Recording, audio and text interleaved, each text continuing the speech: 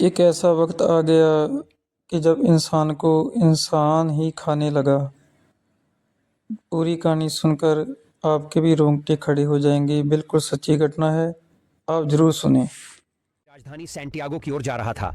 इस विमान में 45 लोग सवार थे, जिनमें उरुग्वे के एक लोकप्रिय क्रिश्चियन क्लब के 19 रग्बी खिलाड़ी और उनके परिवार व दोस्त शामिल थे। हर साल अक्टूबर में यह यात्रा केवल एक उड़ान से ज्यादा होती थी। यह एक छुट्टी जैसा महसूस होता था। हर साल टीम सैंटियागो जाती थी ताकि चिली की नेशनल रग्बी टीम के साथ एक फ्रेंडली मैच खेल सके, जो इस यात्रा को प्रतिस्पर्धा और छुट्टी दोनों का एक मिला जुला अनुभव बनाता था। यह विमान कोई साधारण यात्री विमान नहीं था। यह एक फेयरचाइल्ड FH-227D था, जो उरुग्वे एयरफोर्स का सैन्य विमान था, जिसे अक्सर नागरिकों को किराए पर दिया जाता था क्योंकि सेना का बजट सीमित था। उड़ान का नियंत्रण एक अनुभवी पायलट कैप्टन फेराडास के हाथों में था, जो पहले कई बार एंडीज पर्वतों पर उड़ान भर घंटों का अनुभव था। उनके साथ को पायलट लागुरारा थे, जो एक ट्रेनी पायलट थे जो इस चुनौतीपूर्ण एंडीज मार्ग को सीख रहे थे। उनके रास्ते में एक खतरनाक क्षेत्र प्लंचॉन पास पड़ता था, जो अपने अचानक और खतरनाक मौसम के बदलावों के लिए जाना जाता था। शुरुआत में उड़ान एकदम सामान्य थी और सभी यात्री काफी रिलैक्स महसूस कर रहे थे, लेकिन जैसे ही विमान एंडीज के करीब पहुंचा, मौसम खराब होने लगा, जिसके कारण उन्हें अर्जेंटीना के मेंडोसा शहर में रात के लिए रुकना पड़ा। यात्रियों ने इसे एक मजेदार अनुभव माना और कई लोगों ने देरी के दौरान वाइन भी खरीदी। अगले दिन 13 अक्टूबर को आसमान साफ था और विमान ने फिर से दोपहर के करीब 2:18 पर उड़ान भरी। सभी यात्री चिल्ली पहुंचने के लिए उत्साहित थे।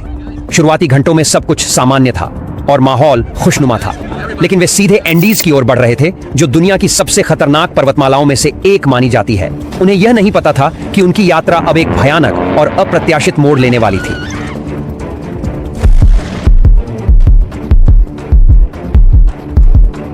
जैसे ही विमान एंडीज पर्वतमालाओं के ऊंचाई वाले क्षेत्रों में पहुंचा, पायलट सावधान हो गए। उन्हें पता था कि इन पर्वतों की चोटियों की ऊंचाइयां इतनी ऊंची थीं कि विमान की अधिकतम ऊंचाई, जो 22,500 फीट थी, से भी ऊंची थी। कुछ चोटियों की ऊंचाई तो 22,800 फीट तक थी, जो इस उड़ान को और भी जोखिम भरा बना रहा था। दोपहर के 3:21 पर विमान को एक तंग मार्ग प्लंचॉन पास से गुजरना था, जिसमें काफी सतर्कता की जरूरत थी। ट्रेनी को पायलट लेगुरारा को इस चुनौतीपूर्ण क्षेत्र में उड़ान अभ्यास के लिए नियंत्रण सौंपा गया।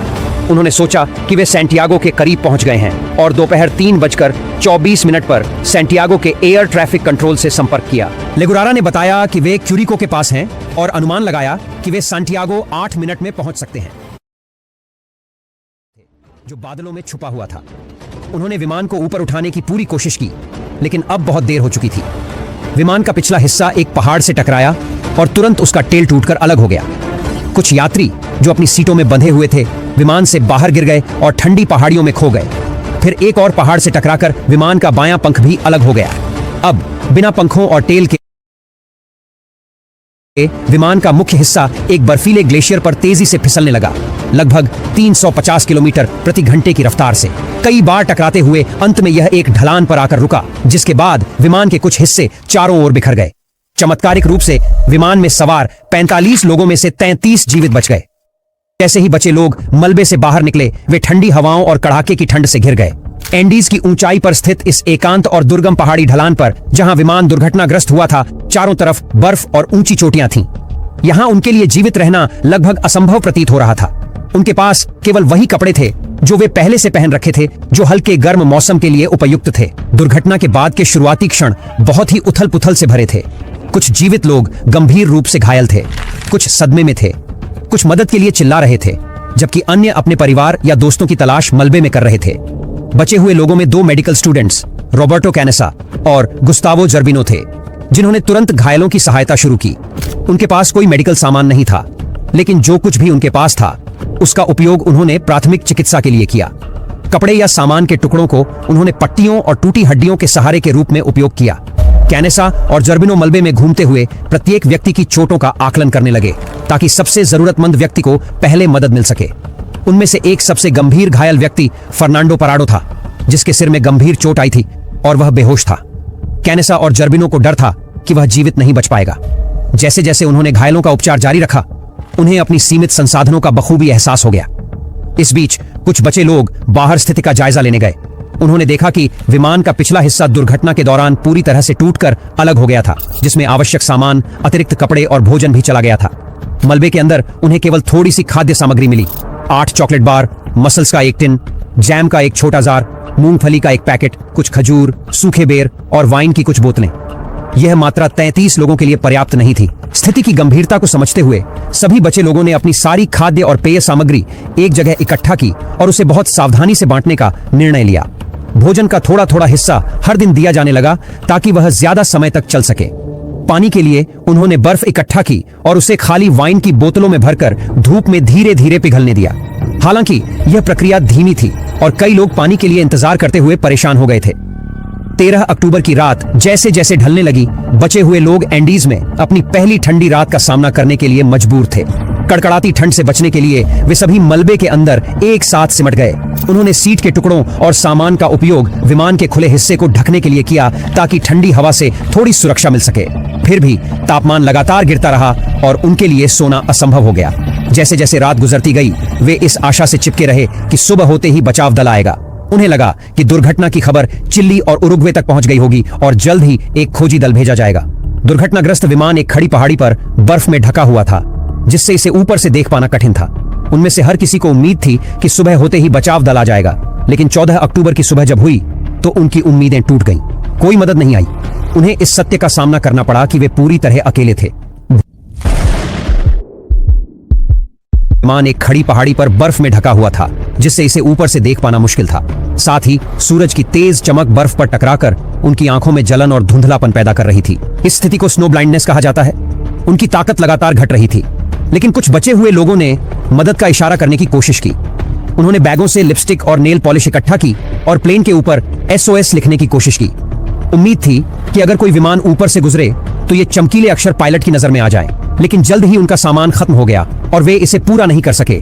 उन्होंने बैग और अन्य सामान को बर्फ पर क्रॉस के आकार में भी सजाया ताकि ऊपर से इसे आसानी से देखा जा सके।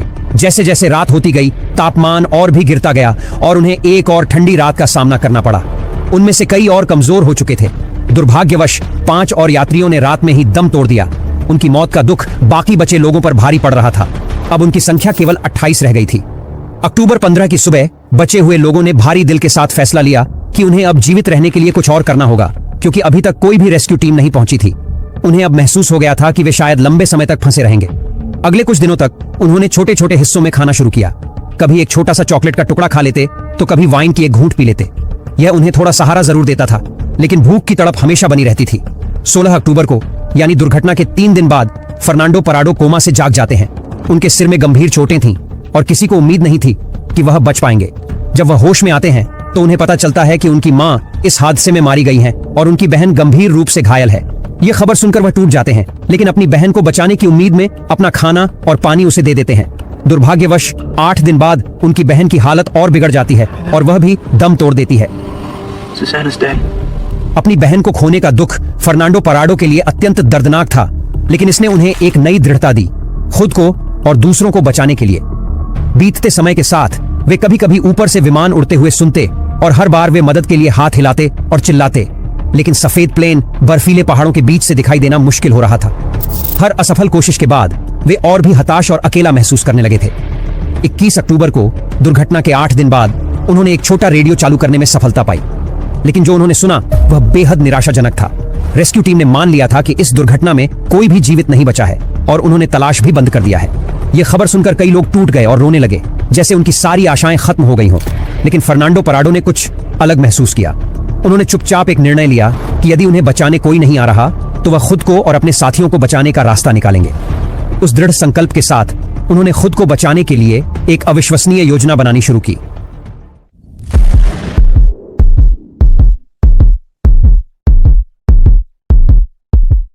जब उन्होंने सुना कि बचाव टीमों ने उम्मीद छोड़ दी है तो वे दुखी हुए, लेकिन उन्हें अब समझ आ गया था कि वे अब ऐसे ही बैठकर मृत्यु का इंतजार नहीं कर सकते।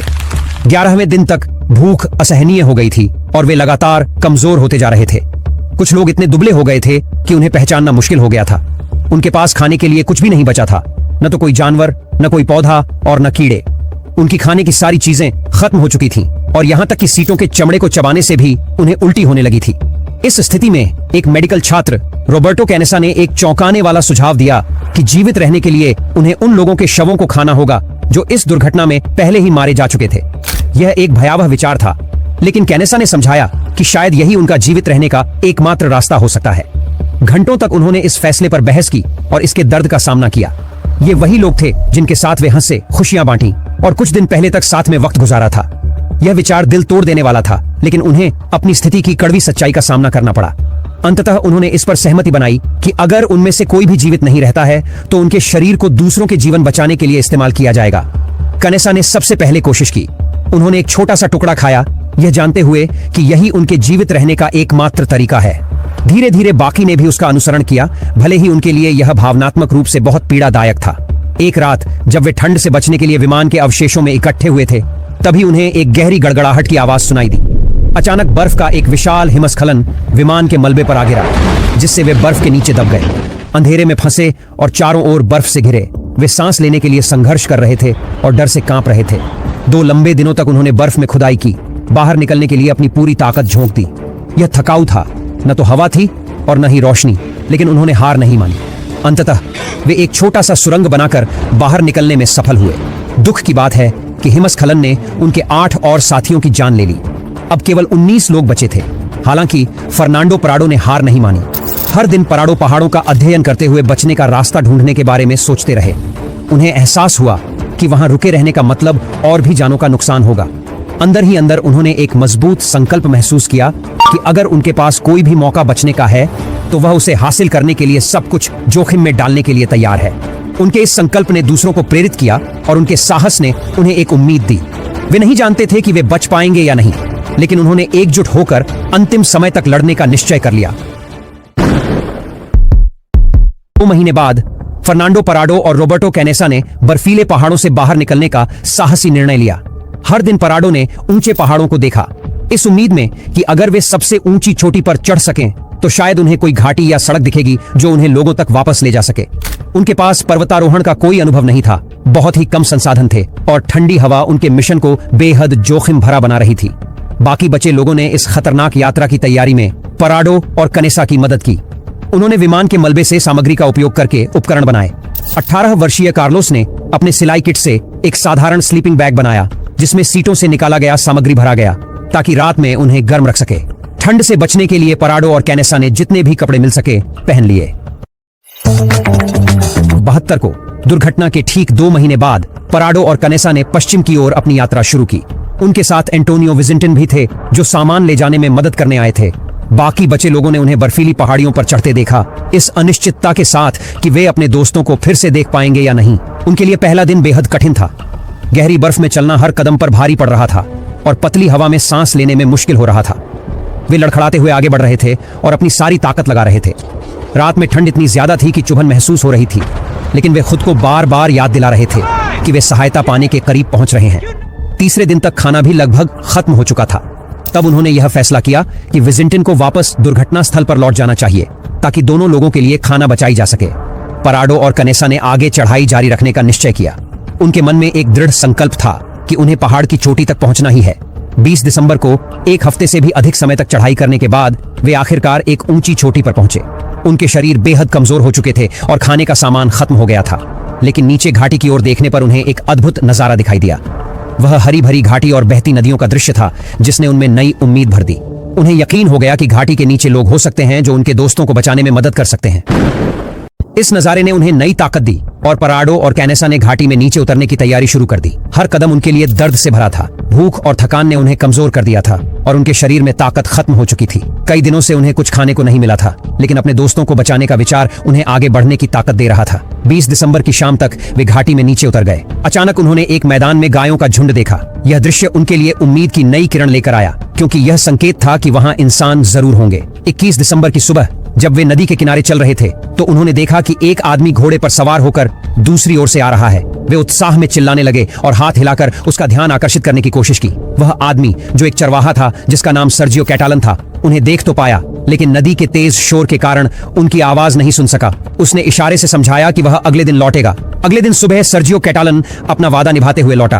उसने अपने साथ एक पेन और कागज लाया और कागज को एक पत्थर से बांधकर नदी के उस पार फेंक दिया। पराडो और कनेसा ने जल्दी से उस पर एक संदेश लिखा, जिसमें अपनी स्थिति बताते हुए लिखा, मैं उस विमान से आया हूं जो पहाड़ों में दुर्घटनाग्रस्त हुआ था। हमारे साथ 14 लोग और जीवित हैं। हमें तत्काल मदद चाहिए। उन्होंने वह पत्थर वापस चरवाहे की ओर फेंक दिया जिसने संदेश को पढ़ा और तुरंत स्थिति की गंभीरता को समझा। वह मदद का आश्वासन देकर नजदीकी कस्बे की ओर भागा ताकि अधिकारियों को सूचित कर सके। यह खबर तेजी से फैल गई और उरुग्वे और चिली में बचे लोगों के परिवारों को यह पता चला कि फ्लाइट 571 के कुछ यात्री अब भी जीवित हैं।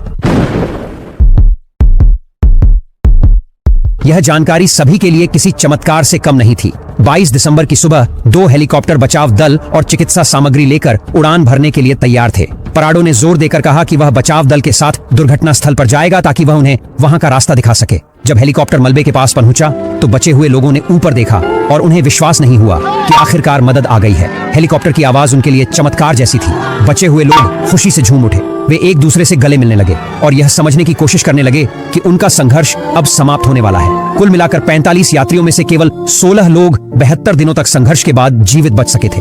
जब हेलीकॉप्टर बर्फीले एंडीज पर्वत के ऊपर से उड़ान भर रहे थे तो सभी जीवित लोग खिड़की से बाहर देख रहे थे। उनके मन में संघर्ष की यादें थीं, लेकिन साथ ही वे जीवन के लिए आभारी भी महसूस कर रहे थे। सैंटियागो पहुंचने पर उन्हें अस्पताल ले जाया गया। डॉक्टरों और नर्सों ने तुरंत उनकी देखभाल शुरू की। वे कुपोषण, ठंड के कारण हुए जख्म, ऊंचाई की बीमारियों और भूख से कमजोर हो चुके थे। प्रत्येक व्यक्ति का वजन काफी कम हो गया था और उनके शरीर उनकी कठिनाई की कहानी बयान कर रहे थे। जैसे जैसे यह खबर दुनिया भर में फैली, लोग फ्लाइट 571 की कहानी सुनकर हैरान रह गए। ये एक अद्भुत सहनशीलता और कठिन फैसलों की कहानी थी। हालांकि कई लोगों ने उनकी बहादुरी की सराहना की, लेकिन उनके जीवित रहने के कठोर तरीकों पर भी चर्चा हुई। खास तौर पर अपने मृत साथियों के शरीर का उपयोग खाने के लिए करने का निर्णय, जो उनके जीवित रहने के लिए जरूरी था। बचे हुए लोगों ने इसे ईमानदारी से स्वीकार किया और बताया कि यह उनके न रहने वाले साथियों का बलिदान